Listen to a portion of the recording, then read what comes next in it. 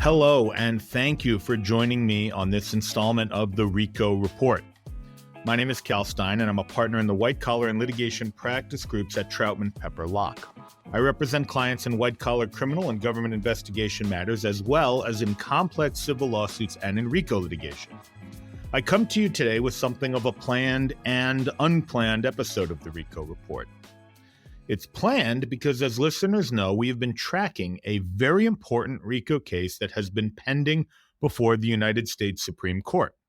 The case, which is Medical Marijuana Inc. v. Horn, was accepted by the Supreme Court for the purpose of settling a circuit split around whether economic harm that flows from a personal injury is compensable under the RICO statute. The case was argued way back in October, but the decision just came out today, which is why I am coming to you quickly and without a lot of preparation.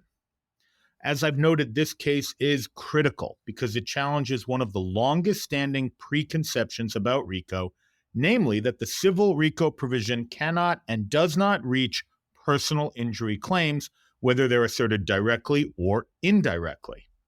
Well, thanks to the Supreme Court ruling, that is no longer the case.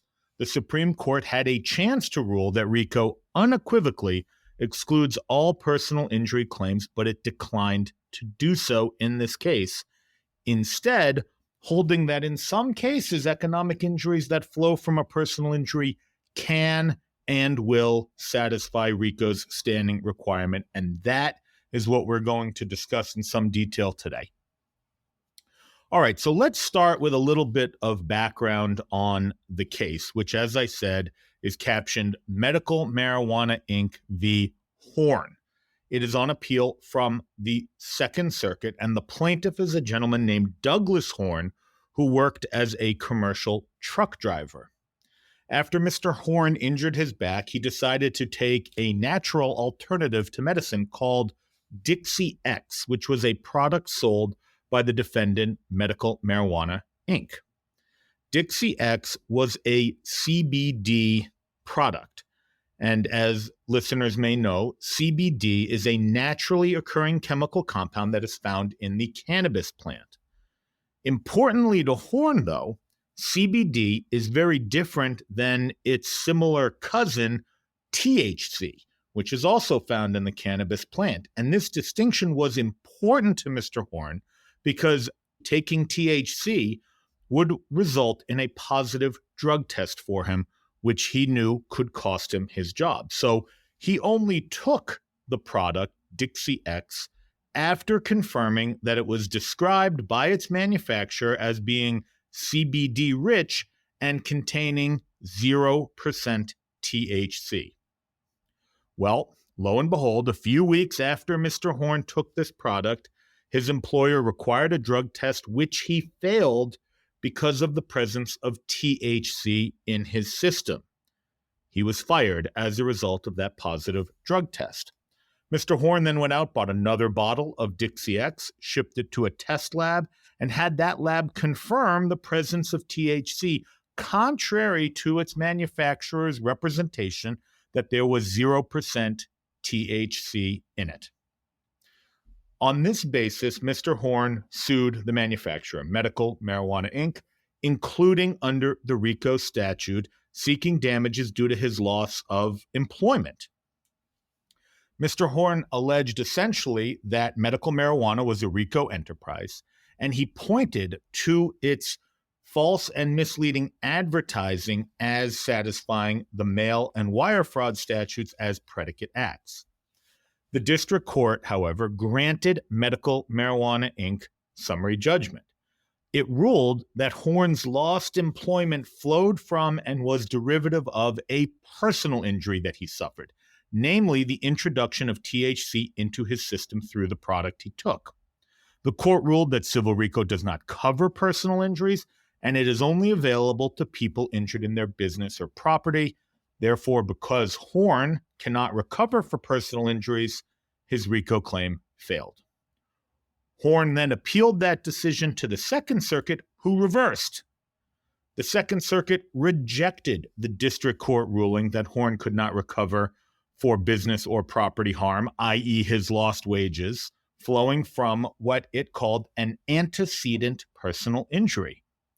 The Second Circuit, of course, acknowledged that the RICO statute does contain the business or property language, and that language implicitly excludes recovery for personal injuries.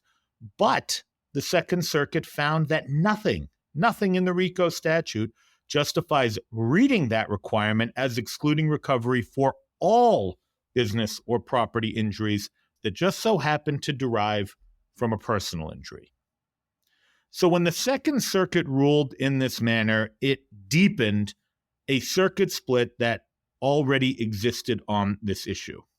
The Sixth Circuit, Seventh Circuit, and 11th Circuit had all already interpreted RICO to preclude relief for any economic loss, including loss to business or property, that results from a personal injury.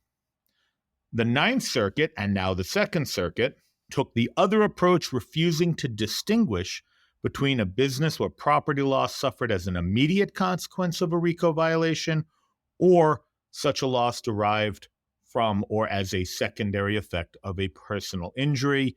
Because of this circuit split, the Supreme Court granted cert to resolve it. Okay, so that now brings us to the decision that was released today, which is April 2nd, 2025, and was written and delivered by Justice Barrett on behalf of a court majority. Justices Thomas, Kavanaugh, Roberts, and Alito all dissented. And now we're going to go through that opinion and talk a little bit about the court's reasoning and then the fallout from this decision. But first, I want to start where the Supreme Court started, which is enumerating what the Supreme Court did not decide in this case. And this is where Justice Barrett started. First, she made clear that the Supreme Court was not deciding whether Mr. Horn, in fact, suffered a personal injury. I find this odd because that's really at the heart of this case. But neither party asked the Supreme Court to revisit this issue, which the district court had decided in Horn's favor. This quirk featured pretty heavily in Justice Thomas's dissent. Second, the Supreme Court did not decide whether the Second Circuit correctly ruled that a business, in the context of injury to one's business or property, that business encompasses employment. Again, seems a little bit odd because it's at the heart of the case, but the defendant, Medical Marijuana Inc., never challenged that. So they did not decide whether employment constitutes business. And then third, the Supreme Court did not decide what it means for a RICO plaintiff to be injured in his property. Again, they ruled Horn's claim didn't depend on that, so they didn't reach it. Rather, Justice Barrett, in her opinion, was clear that the only question the Supreme Court was deciding is, quote, whether civil RICO bars recovery for all business or property harms that derive from a personal injury. And as I've already foreshadowed, the Supreme Court's answer to that question is no. Not all business or property harms that derive from a personal injury are barred. Some are compensable. Now, if you look at the court's decision, the answer to that question really comes down to the civil RICO standing provision that we have talked so much about on this podcast. It's that phrase, any person injured in his business or property by reason of the RICO violation may sue. That is what the civil RICO provision says, and that is its standing requirement. So let's now walk through the Supreme Court's decision here and how they reached their ultimate conclusion. So first, the Supreme Court acknowledged the personal injury limitation that exists within the RICO statute and had been applied pretty uniformly until this circuit split emerged.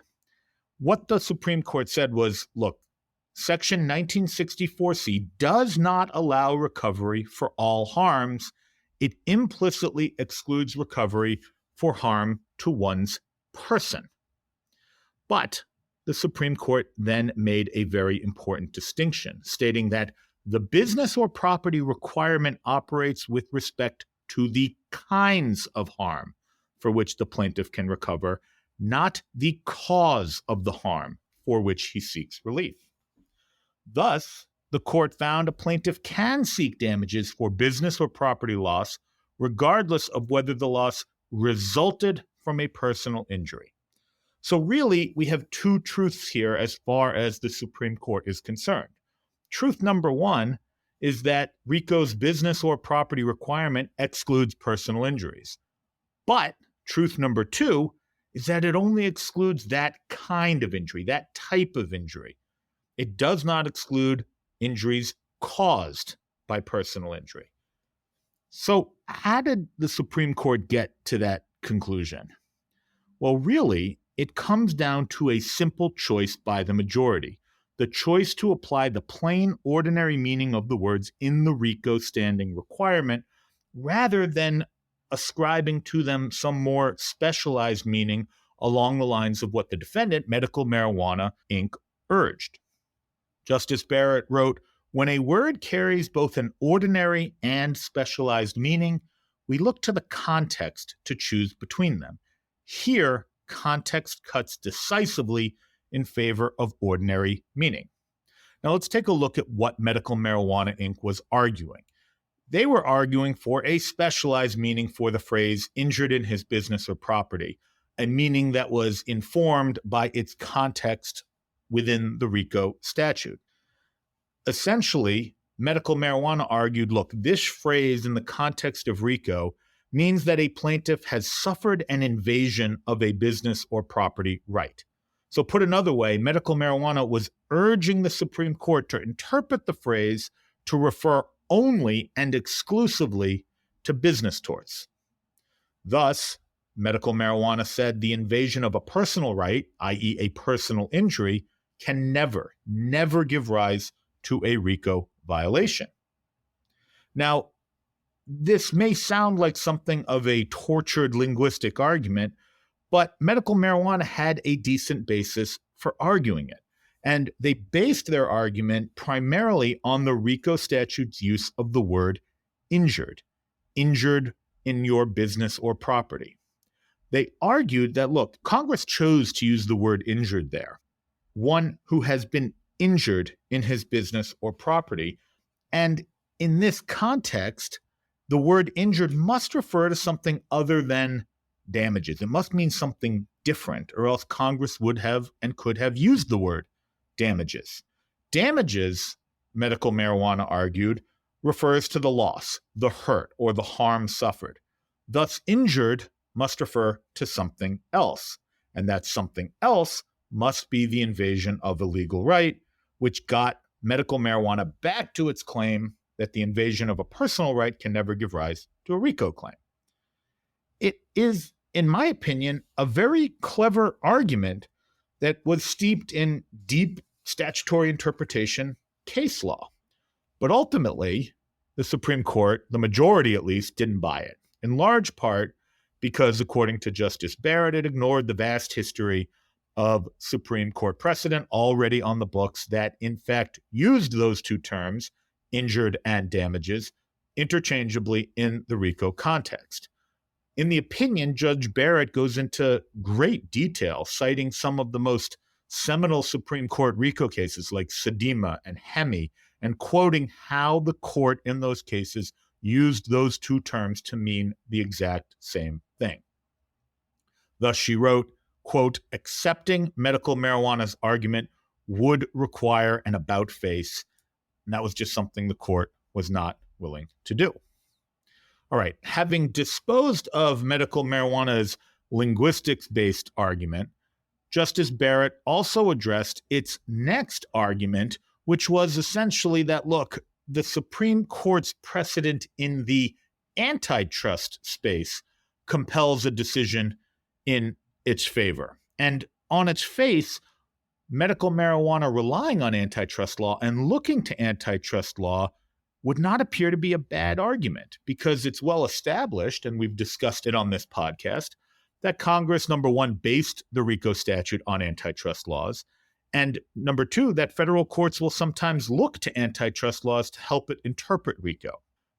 But again, the majority just wasn't buying it, and again, for the same reason, namely that the court's prior RICO precedent foreclosed the argument medical marijuana was making. Specifically, Justice Barrett recounted that the antitrust precedent medical marijuana was largely relying on derived from a single case interpreting the Clayton Act to require a specific type of injury, namely an injury of the type the antitrust laws were intended to prevent. But critically, Justice Barrett notes, the Supreme Court in RJR Nabisco, a very famous Supreme Court RICO case, explicitly declined to apply that exact Clayton Act rule in the RICO context. So on her and the majority's logic, this line of precedent on which medical marijuana was relying in the antitrust space does not apply to RICO, and the court has already ruled that it does not apply to RICO.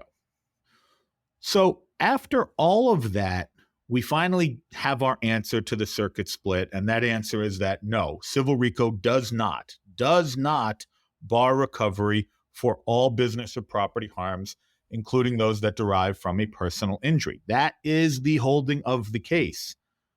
But let's think about the fallout here and the consequences. What does that holding really tell us? Well, it really only tells us one thing, that it is possible. It is within the realm of possibility that a business or property harm that derives from a personal injury will be compensable under the RICO statute. That, of course, does not mean that all harms derived from a personal injury will be compensable. And therein lies what I expect to be the next phase of federal litigation over this issue, defining what harms fall within this rule and what harms fall outside it. Now, medical marijuana argued, and the dissent authored by Justice Kavanaugh agreed with this, that the rule the Supreme Court majority announced would open the doors for plaintiffs to transform garden variety personal injury claims into federal RICO suits simply by recasting personal injuries as economic injuries flowing from a personal injury. And this is a very, very valid concern, in my opinion. We have already seen the plaintiffs' bar expand tremendously the reach and scope of the RICO statute from what Congress intended it to be when it was enacted, largely driven by the desire to get treble damages and attorney's fees in as many cases as possible. This decision by the Supreme Court would appear to open up even more avenues for plaintiffs to take advantage of those provisions by recasting personal injuries in a way that fits them within the RICO statute. Well, Justice Barrett acknowledges this exact concern in the opinion for the majority, and she immediately tries to downplay it. And in doing so, I think she begins to define the next phase of this litigation in this area. I mean, it seems clear to me that the plaintiff's bar is going to seize on this ruling, and that we are going to see a whole spate of new RICO claims alleging what are essentially personal injuries and couching them as business or property harm flowing from those personal injuries. And this is where the portion of Justice Barrett's majority opinion should be most helpful, as I think she signals to the defense bar how we might go about defending against some of those suits. So first, Justice Barrett raises the fact that the RICO statute requires a direct relationship between the harm alleged and the racketeering activity. And this, she says, is a reason why the Supreme Court's ruling is not going to transform all garden variety personal injuries into RICO cases. She emphasizes that civil RICO's language that requires the injury be, quote, by reason of, that requires a direct relationship. And in doing so, Justice Barrett strongly suggested that plaintiffs who rely on economic injuries flowing from personal injuries may have a very difficult time satisfying that directness requirement, whether it be at the Rule 12 stage for motion to dismiss or later in the case.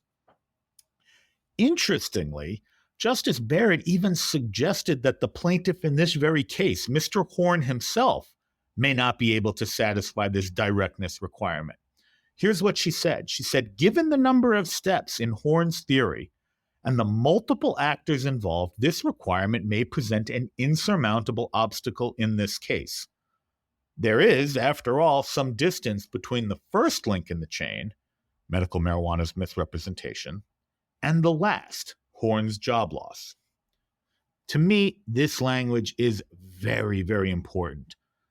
Justice Barrett is suggesting that even though the ruling by the Supreme Court is that, yeah, sure, it's possible that some economic losses that flow from personal injuries will be compensable under RICO, they're still going to have to satisfy this directness requirement, which is going to be difficult when you are starting from a place of indirect injury already. So I would expect this to be a very fertile ground for the defense bar to explore, even at the Rule 12 stage, as we see more and more RICO cases. The second point that Justice Barrett made was to give a nod to the many other pleading requirements in the RICO statute, to make the point that this ruling isn't going to open the floodgates and make every personal injury case a RICO case.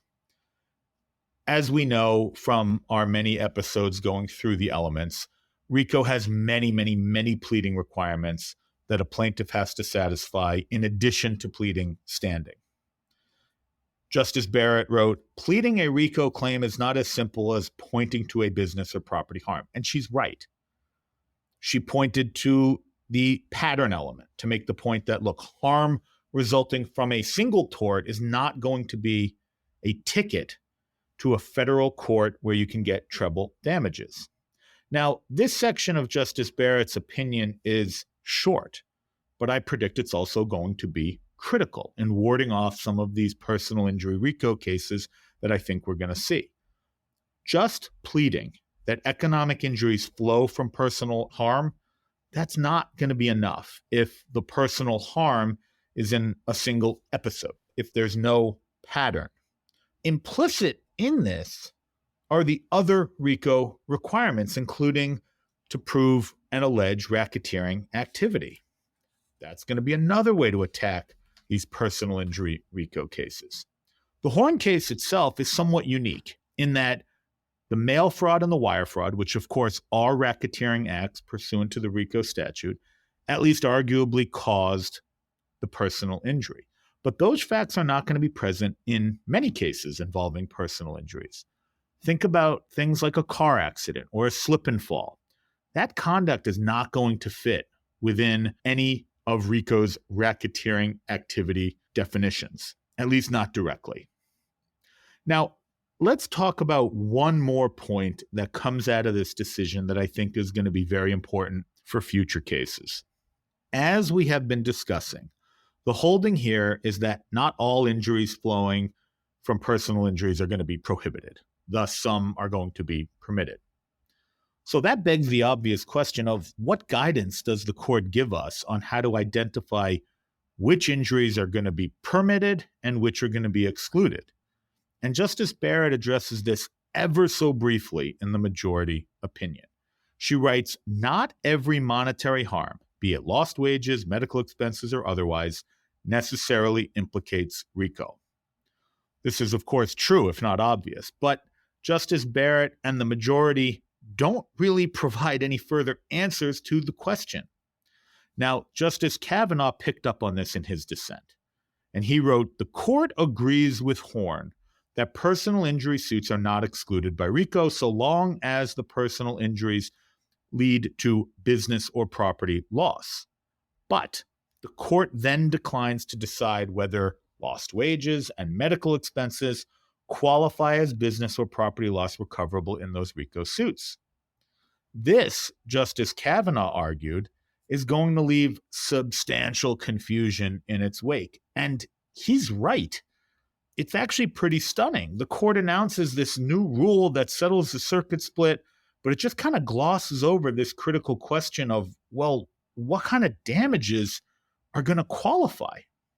And what that means is that lower courts are going to be left to decide this. They're going to be left to interpret what Justice Barrett meant when she wrote, "Not every monetary harm necessarily implicates RICO."